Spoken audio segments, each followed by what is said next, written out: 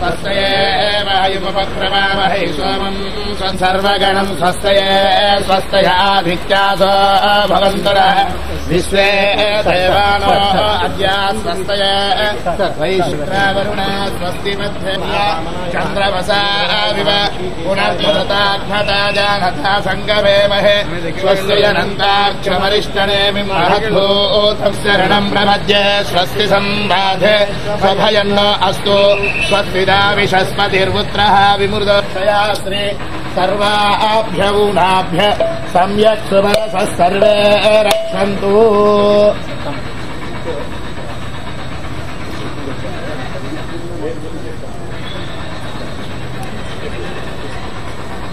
स्वस्तिदा विशस्पतिर्पुत्रः विमृदोऽवसि ओम विष्णुस्वागं रक्षतु चक्रभूर्धं दनुपातु वासुकिरन्तरे स्वितरस्राः विघ्नले रक्षन्तु। ओम यासु जात तस्य भोजास्विन्द्रः अग्निं जागर्भन्दगिरे विरूपास्तानापस्यश्वना भवन्तु। ओम हरिः ओम कनिक्रदज्जनुषौ प्रभृवानयत्तिवा जलावम्। Both parts, that radial gate is, that is the proof. The roof of the gate will get into back side also.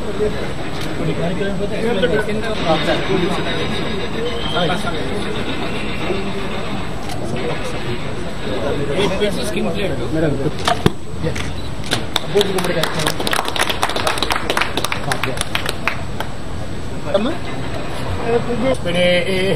Brihaspati प्रसूता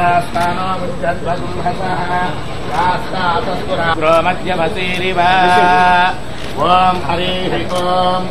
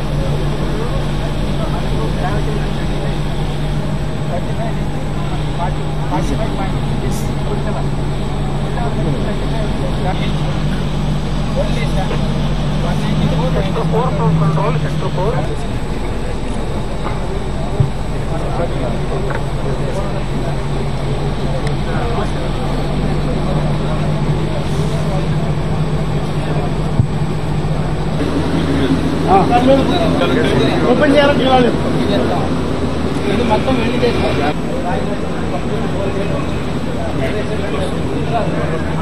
ఈ యాంగిల్ వెనక్కి అంటే రాలే ఆఫీ చేశారు అదే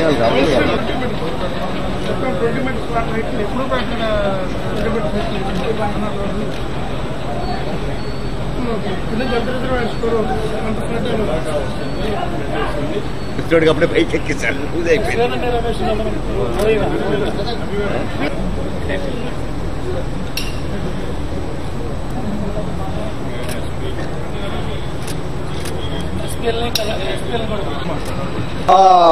పార్లమెంటు సభ్యులకి శాసనసభ్యులని నిరంతరం ప్రవేశపెడుతున్నటువంటి క్రియాశీలురు మన ప్రియతమ ముఖ్యమంత్రి నారా చంద్రబాబు నాయుడు గారు, అలాగే మన క్యాబినెట్ అంతా కూడా ఈ రోజున మన ముందుకు విచ్చేసింది. వారందరికీ కూడా పేరు పేరున సాదర మిగిలినటువంటి ప్రజానాయకులందరినీ కూడా ఆహ్వానిస్తున్నాం.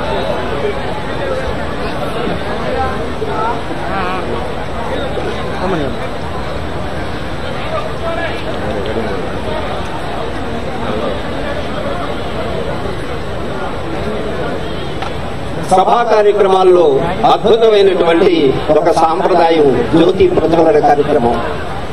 మన జ్యోతి 2014లో ఈ ప్రాజెక్టు మళ్లీ మనం ప్రారంభం చేసుకున్న దగ్గర నుంచి ఈ 4.5 సంవత్సరాలు కూడా ఈ ప్రాజెక్టుతో అనుబంధం ముసుకుని 2014లో ఈ జిల్లాలో నేను జాయిన్ అయిన 2వ రోజునే ఈ ప్రాంతంకి వచ్చినప్పుడు ఇదంతా కూడా కేవలం ఒక కొండ ప్రాంతంగా ఉండేది.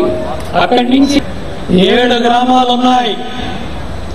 ఆ 7 గ్రామాలకు ఇచ్చే ప్రజల డబ్బు కూడా వాళ్ళకిచ్చే నిర్వాసితులకు ఇచ్చే డబ్బులో కూడా కమిషన్ల కక్కుర్తిపడి డ్యామ్ సైట్ లో గ్రామాలు ఖాళీ చేయించలేని పరిస్థితి. దశాబ్ద కాలం 2014 ముందు మనం చూసాం. పోలవరానికి ఒక గ్రేట్ డే ఈరోజు గేట్లు పెట్టడం, ఆంధ్రప్రదేశ్ రాష్ట్రానికి ఒక శుభదినం. ఈరోజు పోలవరం మొదటి గేటు పెట్టామంటే అంటే పోలవరం ప్రాజెక్టు చివరి దశకు వచ్చిందని అందరికీ అర్థమవుతుంది. ఈ రోజు ఈ ప్రాజెక్టు పూర్తి చేస్తే ఆంధ్రప్రదేశ్ రాష్ట్రం సస్యశ్యామలం అవుతుంది. కరువుని దూరంగా పెట్టే అవకాశం ఈ పోలవరంలో వస్తుంది. ఇలాంటి ఒక మహా సంఘటన చూసి మీరు వచ్చారు. మిమ్మల్ని అందరినీ మనస్ఫూర్తిగా అభినందిస్తున్నా. ఈరోజు దేశంలో ఒకసారి చూస్తే చాలా ప్రాజెక్టులు జరిగాయి. కొంతమంది అప్పట్లో చూశారు, మనం చూడలేకపోయాం. ఈరోజు దేశంలోనే అతిపెద్ద ప్రాజెక్టు ఈ పోలవరం ప్రాజెక్టు. అందుకే నేను ఆలోచించాను, ఈ పోలవరం చూసే అవకాశం అందరికి ఇవ్వాలి. ఇది ఒక మహా ముఖ్యమైన ఘట్టం. ఈ ప్రాజెక్టు చూడడం, ఏ విధంగా మీ గ్రామాలకు నీళ్లు వస్తున్నాయో మీరు అర్థం చేసుకోవాలంటే ఈ పోలవరం చూస్తే తప్ప మీకు ఒక ఆలోచన రాదనే ఉద్దేశంతోనే ఈ సందర్శనకు శ్రీకారం చుట్టాం. ఈ రోజు మనం ఎంతమంది అయితే వస్తున్నారో ఒక విహార యాత్రగా తయారైంది. మీరు వస్తున్నారు, కొంతమంది స్వచ్ఛందంగా వస్తున్నారు. ఓసారి మీరు చూస్తే ఇప్పటికే 4 లక్షల మంది ప్రభుత్వ పరంగా ఆహ్వానిస్తే ఇంకొక 5-6 లక్షల మంది వాళ్లే వచ్చి వాళ్ల ఖర్చులతో వచ్చి బ్రహ్మాండంగా ఈ ప్రాజెక్టును చూసి వాళ్ళ జీవితంలో మరిచిపోని విధంగా తిరిగి వెళుతున్నారంటే ఇది ఒక చరిత్ర అని చెప్పడానికి మీకు తెలియజేస్తున్నా. ఈ రోజు మనందరం కలిసి రేపటి భవిష్యత్తుకు పునాదులు వేశాం. ఈ ప్రాజెక్టు ఆంధ్రప్రదేశ్ కి ఒక జీవనాడి. ఈరోజు ఇక్కడ ఉండేవాళ్లే కాదు, రాష్ట్రంలో ఉండే ప్రతి ఒక్కరిని మనస్ఫూర్తిగా అభినందిస్తున్నాం. మీ అందరి పూజా ఫలం వల్ల, మీ సంకల్పం వల్ల ఈ ప్రాజెక్టు పూర్తి చేయడం నా పూర్వ జన్మ సుకృతంగా అదృష్టంగా భావిస్తున్నానని చెప్పి నేను మీకు తెలియజేస్తున్నా. నా జీవితంలో ఎప్పుడూ ఇంత ఆనందం లేదు, అంత ఆనందంగా ఉన్నా. దానికి కారణం ఒక చరిత్రకు శ్రీకారం చుడుతున్నామనే ఆనందం. మామూలుగా సంకల్పం చేయడం వేరే, సంకల్పం చేసిన తర్వాత ఆ సంకల్పాన్ని నిజం చేయడం, ఆ నిజం చేసే రోజులు దగ్గరకు వచ్చినప్పుడు, ఇప్పుడు మనం అందరం కూడా డిసెంబర్ నెలలో ఉన్నాం. మే నెలకంతా కూడా ఇక్కడ ఈ ప్రాజెక్టు ముఖ్యమైన పనులన్నీ పూర్తి చేసి అదే సమయంలో 2 కాలువల ద్వారా, ఒక కాలువ విశాఖపట్నం వరకు, ఇంకొక కాలువ కృష్ణా జిల్లా వరకు, కృష్ణా నది వరకు, ఈ 2 కూడా గ్రావిటీతో నీళ్లు తీసుకుపోగలుగుతున్నాం. అది తలుచుకుంటే నా జన్మ చరితార్థమైందని, ఎప్పుడు నా జీవితంలో లేని ఆనందం ఈరోజు వస్తామని చెప్పి మీకు తెలియజేస్తున్నా. భవిష్యత్తులో ఈ ప్రాజెక్టు పూర్తి చేయడం ఇంకా ఒక పద్ధతి, పనులు పూర్తి చేయడం చేసుకుంటూ ముందుకు పోవాలి. నేను చిన్నప్పుడు నాకు ఒక జ్ఞాపకం ఉంది. నేను కూడా మీ మాదిరిగా ఒక మధ్యతరగతి కుటుంబంలో పుట్టాను, రైతు కుటుంబంలో పుట్టాను. మా తండ్రిని కూడా చూసేవాడిని. ఆయన మామూలుగా వర్షం వస్తే నీళ్లు బాగుంటే పంట పెట్టేవాళ్ళం.